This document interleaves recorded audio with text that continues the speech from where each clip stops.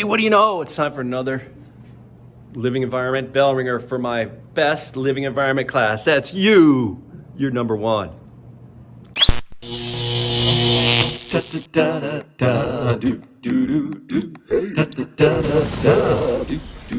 All right. Hey now. Mr. Kovacs class. It's Mr. Kovacs class. You might learn a ton. It's Mr. Kovacs class. It's interesting too. It's Mr. Kovacs class. And he's super cool. It's Mr. Kovacs class.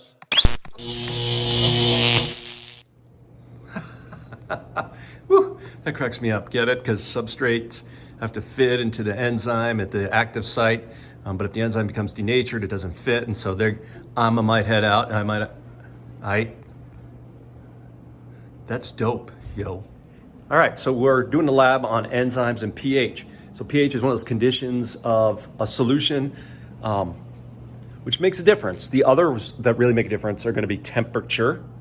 And then for enzymes, it's gonna be concentration of both the substrate and the enzyme itself. And so we're gonna test all of those, but we're starting by testing pH first.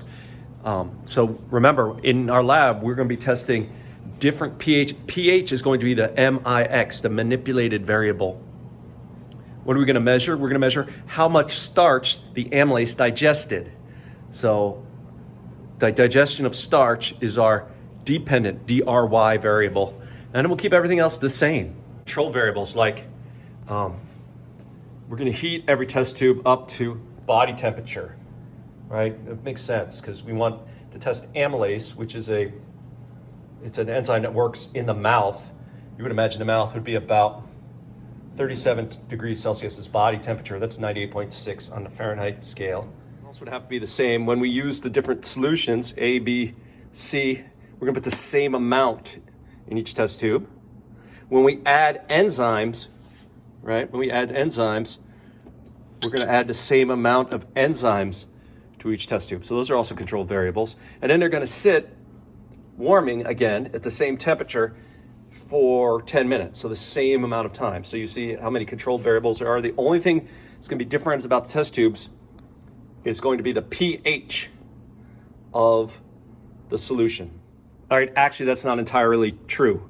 Test tube number one, which has the A in it, it doesn't get any enzyme either. So this is our control. Whatever happens to this shows us what happens to starch without enzyme around, or if the enzyme's not working. That's why we have to have it. It's what we compare to.